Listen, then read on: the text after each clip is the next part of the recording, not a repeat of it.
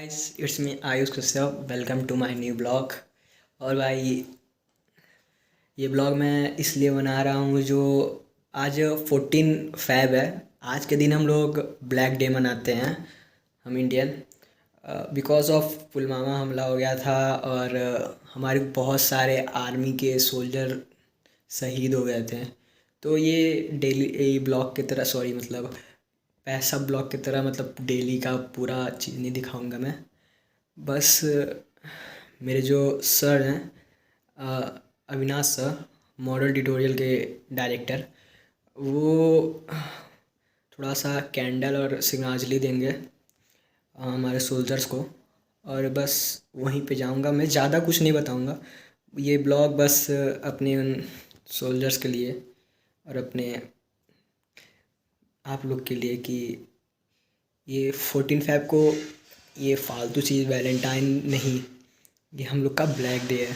हम लोग के सबसे बुरा दिन था 2019 में। तो बस ज़्यादा नहीं बताऊंगा, मैं जाके वहाँ पे बता दूंगा और ब्लॉग एंड कर दूंगा। मैं ये मत सोचना कि तबीयत ख़राब है, चाहे कुछ नहीं, बस समझ जाओ। ज़्यादा नहीं बताऊंगा, वहाँ पे मिलता हूँ और करता हूँ, उसके बाद ब्लॉग एंड कर दूंगा। ओके, वहाँ पे मिलते हैं।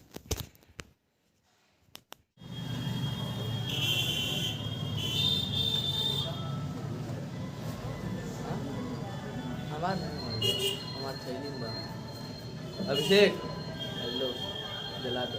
चल गया। हाँ, उधर निकाल रहे, जूतो निकाल रहे हैं। हाँ, निकाल कर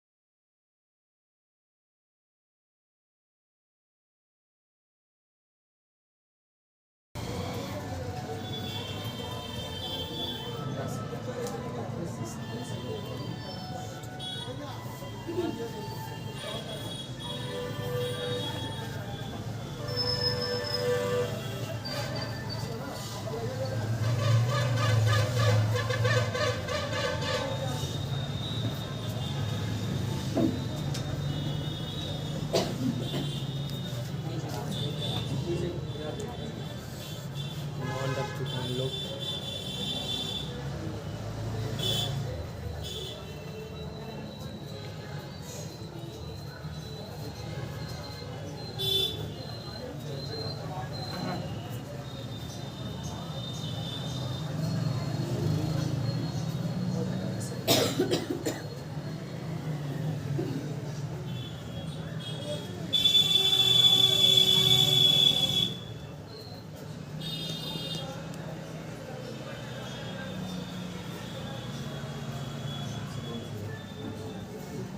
अंदर है बहू। देखिए जो आज का यह दिवस है, 14 फरवरी 2019 में यह घटना हुई थी। देश के लिए बहुत ही दर्दनाक हादसा कह सकते हैं। और हमने अपने देश के 40 जवानों को जो खोया, 36 जवान उस समय घायल नहीं हुए थे। अगर हमारे देश में आर्मी नहीं होती और ये लोग हमारे देश की रक्षा के लिए तैनात नहीं होते, तो आज हम स्वतंत्र रूप से अपने देश में रहकर, अपने घरों में रह के जो हम पढ़ाई कर रहे हैं, भोजन कर रहे हैं, परिवार के बीच हंसी मजाक कर रहे हैं, आज देश के जवानों की वजह से यह संभव हो पाया है। एक फौजी की तमन्ना और उसकी चाहत और उसका जुनून, उसका जो कर्तव्य है, वो मातृभूमि की रक्षा के लिए होता है। जिस दिन कोई लड़का या फिर कोई भी व्यक्ति जब आर्मी ज्वाइन करता है, एक माँ जिसने जन्म दिया और दूसरी भारत माता जिसके लिए प्राण न्यौछावर करने के लिए भी वो हमेशा तत्पर रहता है, तैयार रहता है। तो हम अपने देश से कारगिल युद्ध हुआ और भी युद्ध देखने को मिले थे। भगवान से प्रार्थना करें कि ऐसी स्थिति कभी हमारे देश में फिर ना आए।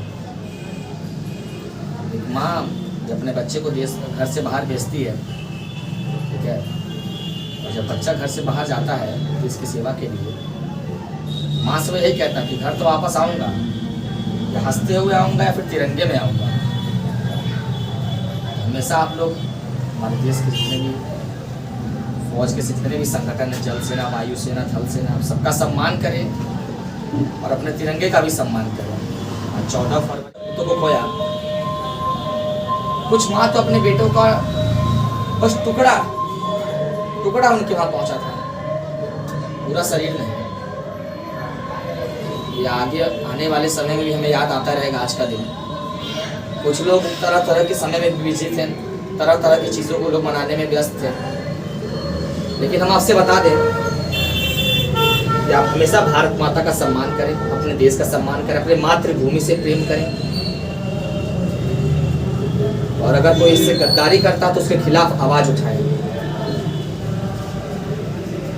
ज़्यादा कुछ नहीं कहना चाहेंगे। आज का जो दिवस रहा, ब्लैक डे या फिर पुलवामा दिवस के रूप में मनाते हैं, अपने जवानों की शहादत के लिए मनाई जाती है, उनको श्रद्धांजलि देने के लिए, उनके सम्मान में मनाई जाती है। तो इस सम्मान को आप मजाक ना बनाएं और आपके आसपास भी इस चीज़ का ध्यान रखें। मैंने आपसे फिर कह रहा हूँ और पहले भी कहा कि अगर हमारे देश की सुरक्षा नहीं होती फौजियों के हाथ में, तो आज हम इस सुरक्षित अपने घरों में बैठ के भोजन, पढ़ाई, परिवार के बीच हंसी मजाक नहीं कर पाते। आज हम ही से कुछ घरों के लोग फौज में लगे हुए हैं, और देश का रक्षा बस फौज में जाके ही नहीं किया जा सकता है। इस चीज़ को आप भी याद रखें कि हमारी यह जिम्मेदारी है कि ऐसा नहीं कि हम आर्मी में हैं तभी हम देश की रक्षा कर सकते हैं। भारत के हर एक नागरिक की दायित्व है, जिम्मेदारी है कि भारत माता का सम्मान करें और अपने देश का मान गौरव बढ़ाएं। यह हम सबकी जिम्मेदारी है। आज हम शपथ लेते हैं और प्रण लेते हैं कि हमेशा देश के हित में काम करेंगे, अपनी सोच, मानसिकता, अपनी विचारधारा लोगों के बीच सही रूप से प्रकट करेंगे। कहीं भेदभाव, मतभेद की कोई भी भावना जागृत नहीं होने देंगे। बस यही कहते हुए आज हमने कैंडल जला करके लोगों का सम्मान किया, और हम इनको एक बार फिर से हम लोग नमन करेंगे, फिर मंजीत शब्द दो शब्द कहेंगे, उसके बाद फिर आपको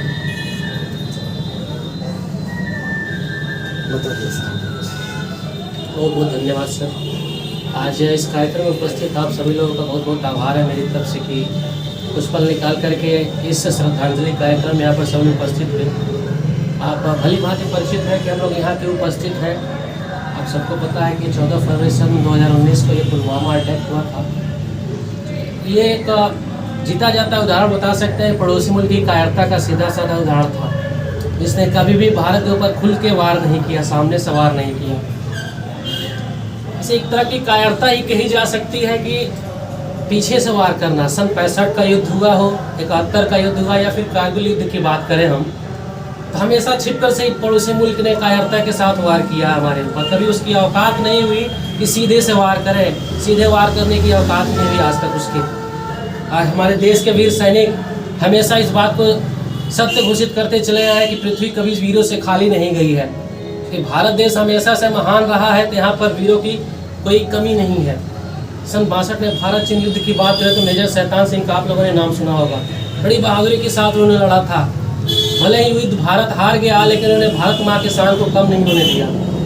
सन 65 के युद्ध की बात करें तो उसमें वीर अब्दुल हमीद का नाम सुना होगा उन्होंने आपने। वो भी एक महान या बोले भारत के सच्चे वीर थे, भारत माँ के सच्चे सपूत थे। सन 99 की बात करें तो कारगिल युद्ध में कैप्टन विक्रम बत्रा का आपने नाम सुना ही होगा। भारत माँ के गौरव को उन्होंने कायम रखा, अपनी शहादत देकर भी इस देश की गरिमा को बनाए रखा।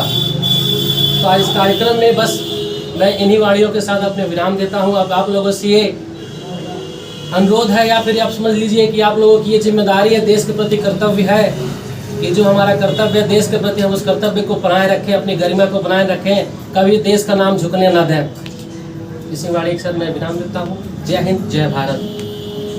भारत माता की जय। भारत माता की जय।